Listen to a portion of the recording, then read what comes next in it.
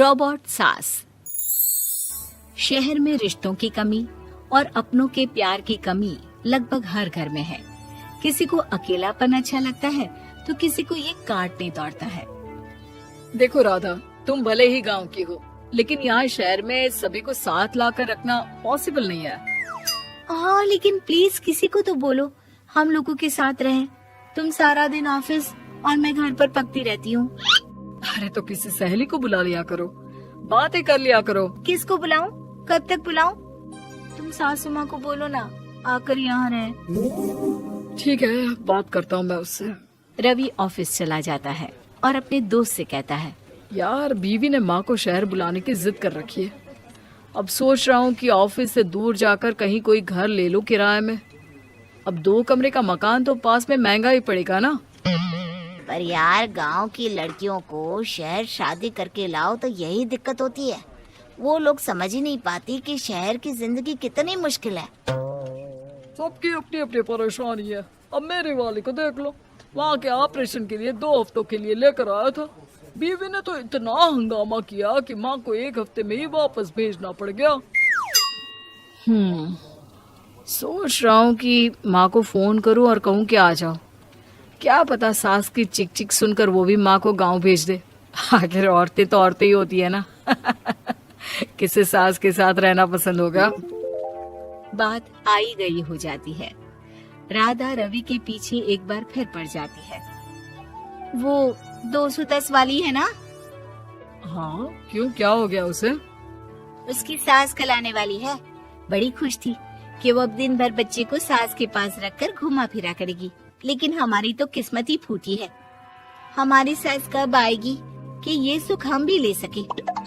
देखो, मैं माँ से बात कर लेता हूँ, लेकिन माँ हमेशा के लिए कैसे आएगी? कोई और तरकीब सोचो ना। एक काम करो ना, मुझे गांव छोड़ दो, मैं चली जाती हूँ। कम से कम सास का सुख तो देख लूंगी। लेकिन ऐसा कहाँ हुआ कि कोई सास बहू एक साथ सुख से रहे। रवि तो जानता था सब, लेकिन करता क्या। पर कहते हैं ना, पति का दिमाग है, चलेगा तो सही। एक आइडिया आया है। क्यों ना मैं माँ की शक्ल सूरत का एक रोबोट ला कर दे दूं, जो राधा के साथ बिल्कुल सास वाला व्यवहार करे। मजा ही आ जाएगा। न माँ को लाने की झंझट, न सास बहू की किचकिच। रात को स्विच ऑफ करके अलमारी में पैक। बस फिर क्या था। अगले दिन जैसे ही घर की घंटी बजती है और राधा दरवाजा खोलती है, साथ पे खड़ा होता है रवि और साथ में होती है रवि की माँ यानी कि राधा की सास। माँ जी, मुझे तो मेरी आंख पर विश्वास नहीं हो रहा। कितना अच्छा सरप्राइज है। हाँ, आइए माँ, आइए। मुझे भी अच्छा लग रहा है। मैं भी खुश हूँ, मैं भी खुश हूँ, मैं भी खुश हूँ। दरअसल रोबोट सास की बैटरी ढीली होने के कारण वो एक वाक्य को रिपीट करने लगती है। माँ जी इतनी खुश है कि बार बार दोहराए जा रही हैं कि खुश है, खुश है। मैं अभी पानी लाती हूँ। राधा पानी लाने जाती है कि पीछे से रवि सास की बैटरी टाइट कर देता है और ऑर्डर का प्रोग्रामिंग ऑन कर देता है। पानी लाओ, चाय लाओ, खाना लाओ, मेरे बाल झाड़ो, मेरे कपड़े धो, मेरी चप्पल कहाँ है, लेकर आओ। अरे ठीक है माँ जी, सब ला रही हूँ। मैं जानती हूँ रवि आपको प्रोग्रामिंग करके लाए ना कि आप मुझे तंग कर दे और मैं आपको जाने को बोल दूँ। नहीं माँ जी, इस बार मैंने भी कमर कस रखी है। प्रोग्रामिंग कैसी लैंग्वेज यूज कर रही हो? माँ का रोबोट थोड़ी ना है जो मैं प्रोग्रामिंग करूँगा। अरे मजाक कर रही हूँ। माँ तो माँ होती है, मैं जानती हूँ। राधा सास के साथ खुश रहती है। वो उनके साथ बातें करती, घूमने जाती और आसपास के लोगों से मिलवाती। लेकिन एक दिन, अरे कभी तुम लोगों को लड़के नहीं देखा। इतनी तो तू मैं माँ बेटी में भी हो जाती है, लेकिन तेरी सास तो बिल्कुल ताना नहीं देती। हाँ ये तो है, ताना तो नहीं देती लेकिन ऑर्डर बड़े बड़े देती है। अरे ना मानना, 2-4 ऑर्डर अपने आप ठीक हो जाएंगी, तभी देखेगा असली रंग। कौन सा तेरे बुलाने पर आई है, बेटे के बोलने पर आई होगी बुढ़िया। बात तो सही है, लेकिन यार कोई बात नहीं ना, सास लड़ाई करे भी तो कोई परेशानी नहीं है। कितना ख्याल भी तो रखती है। ये तो है, लेकिन तेरी सास तो बिल्कुल नहीं लड़ती। ये कैसे? खैर मुझे क्या। पड़ोसन तो चली जाती है, लेकिन राधा के मन में सवाल छोड़ जाती है कि ये सास है भी कि नहीं। रात में राधा रवि से कहती है, मैं ना माँ जी के पैर दबा कर आती हूँ। अरे लेकिन वो तो मैंने अलग कर दिया है। क्या क्या कैसे कहा? नहीं, मेरा मतलब कहा कभी माँ का पैर गांव में रहा करता था, तो मैंने काट कर मतलब माँ को शहर ले आया ना। ओ ओके ओके। रवि चैन की सांस लेता है कि चलो कुछ तो बहाना मिला, लेकिन कब तक। रवि रोज माँ के पैर दबाने के बहाने रॉबर्ट को कमरे में ले आता और डिसमेंटल करके रख देता। एक रोज, मैं आज माँ जी की कोई बात नहीं मानूंगी, देखती हूँ कैसे नहीं लड़ती। अरे ऐसी भी सास किस काम की जो खटर पटर ना करे। सास का डिमांड मोड ऑन होता है। खाना दे दो, पानी दे दो, नाश्ता चाहिए। लाई माँ जी। मैं ना देने वाली खाना पानी। लेकिन समय बीतता जाता है। दोपहर और फिर शाम और फिर रात। बहू सास को कुछ नहीं देती, लेकिन रॉबर्ट सास कुछ नहीं कहती। रात को जब रवि घर आता है, राधा रो रही होती है। अरे क्या हो गया? तुम्हारी माँ ने मुझसे लड़ाई की, खूब खरी खोटी सुनाई। मैंने तो आज सुबह से खाना भी नहीं खाया है। रवि समझ जाता है कि राधा झूठ बोल रही है, क्योंकि खरी खोटी वाली प्रोग्रामिंग तो उसने की ही नहीं थी। मैं माँ से बात करता हूँ, तुम परेशान मत हो। रवि रॉबर्ट माँ को लेकर कमरे में चला जाता है।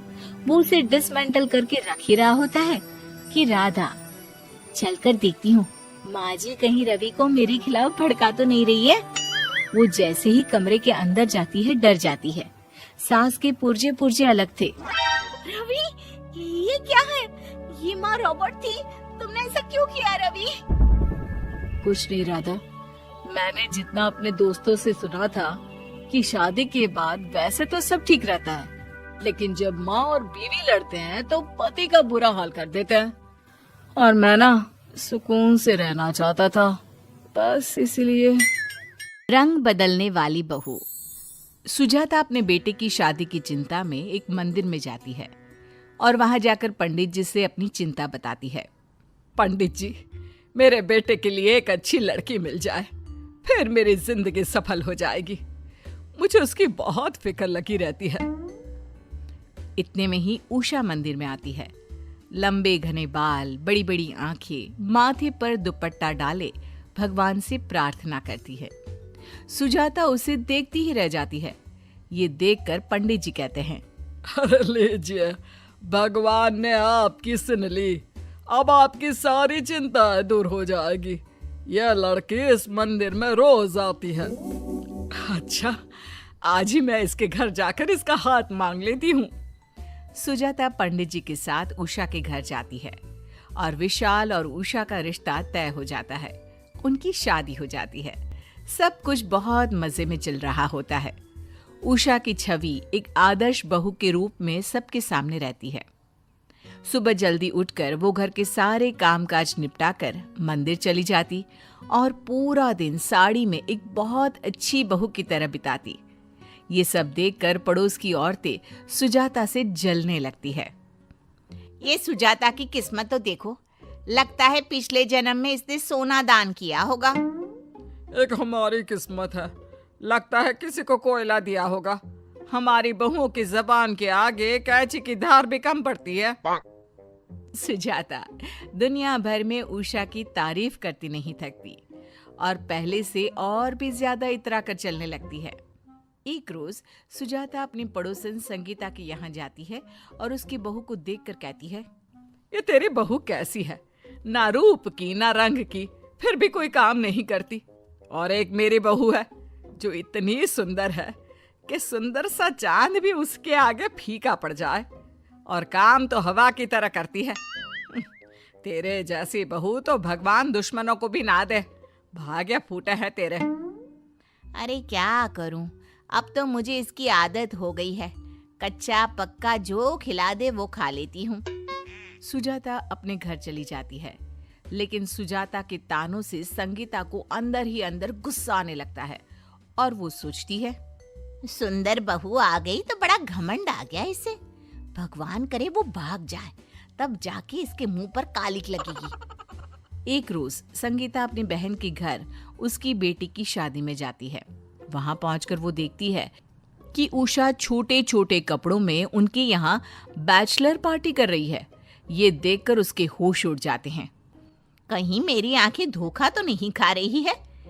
ये सुजाता की बहू तो बहुत सीधी सादी है, इतने छोटे कपड़े तो पहन ही नहीं सकती वो। उषा अपनी मस्ती में पूरा गुम थी और वो संगीता को देखती भी नहीं। संगीता अपनी बहन से उषा के बारे में सब कुछ पूछ लेती है और उसे पता चल जाता है कि उषा जैसी दिखती है वैसी है नहीं। वो बहुत ही रंगीन मिजाज की लड़की है।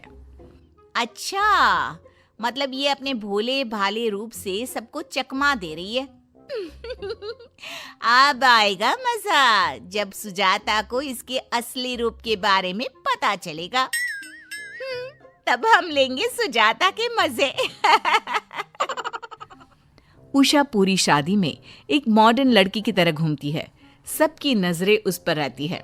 शादी के बाद उषा अपने घर चली जाती है और संगीता मन ही मन खुश होती रहती है। एक रोज राकेश अपने कुछ दोस्तों के साथ सुजाता को झूठ बोलकर डिस्को ले जाता है और झूमते रहता है। दूसरी ओर उषा भी अपने कुछ दोस्तों के साथ वहां किटी खेलने आती है और वो भी अपने दोस्तों के साथ ड्रिंक करने में बिजी हो जाती है। अचानक जब राकेश की नजर उषा की नजर से टकराती है, तब दोनों के तोते उड़ जाते हैं और दोनों एक दूसरे से नजर चुराने लगते हैं और किसी से भी इस बात का जिक्र नहीं करते। एक रोज सुजाता का उसकी पड़ोसन रेणुका से झगड़ा हो जाता है। इस सास बहू को ना मैं छोड़ूंगी नहीं। रेणुका अपना दिमाग घुमाती रहती है और एक दिन उसकी नजर उषा पर पड़ती है, जो कि साड़ी में अपने घर से निकलकर ऑटो में बैठती है। जरा देखो तो ये इस समय कहाँ जा रही है? रेणुका उषा का पीछा करती है और देखती है कि उषा एक मॉल में जाकर छोटे कपड़ों में बाहर निकलती है और किसी की गाड़ी में बैठ जाती है। आज लगता है कोई मसाला मिलेगा जिससे मैं इनकी जिंदगी में आग लगा दूंगी। रेणुका उषा का फिर से पीछा करती है और उसकी गाड़ी एक बार में जाकर रुकती है। ये देखकर पड़ोसन हैरान हो जाती है और चुपके से उसका वीडियो बना लेती है और दबे पांव निकल जाती है और घर आकर सुजाता को वो वीडियो दिखा देती है। देख ले अपनी बहू की करतूतें, देखने में ही सीधी लगती है, बस सती सावित्री बनी फिरती है सबके सामने, लेकिन ये इसका असली रूप है। गिरगिट के भी रंग इतने नहीं है जितने तेरे बहू के हैं। अरे नहीं नहीं, ऐसा नहीं हो सकता। अच्छा नहीं हो सकता तो खुद ही अगले हफ्ते वहां चल मेरे साथ और उसे रंगे हाथ पकड़ लेना। अरे मुझे मेरी बहू पर पूरा भरोसा है, लेकिन तेरा मुंह बंद करवाने के लिए मैं तेरे साथ चलूंगी, ताकि दोबारा मेरी बहू के बारे में कोई बोलने से पहले 100 बार सोच ले। अगले हफ्ते सुजाता अपनी पड़ोसन के साथ बाहर जाती है और वहां अपनी बहू को छोटे कपड़ों में शराब पीते देख सुजाता की आंखें फटी रह जाती है। मम्मी जी, आप यहाँ? ये तेरा असली चेहरा है? मुझे झूठा कह रही थी ना।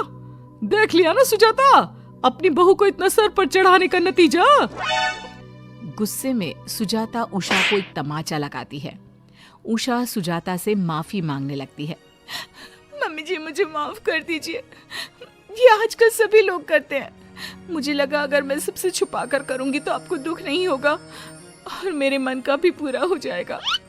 वाह जी वाह, अब ये मोटे मोटे टेसुए बहाकर खुद को सही बताने का अच्छा तरीका है, आजकल का फैशन है। तो मेरी बेटी को कभी इन सब चीजों में देखा है क्या? बढ़िया आई। इतने में ही भीड़ में से नशे में धुत पड़ोसन की लड़की उनके सामने आ जाती है।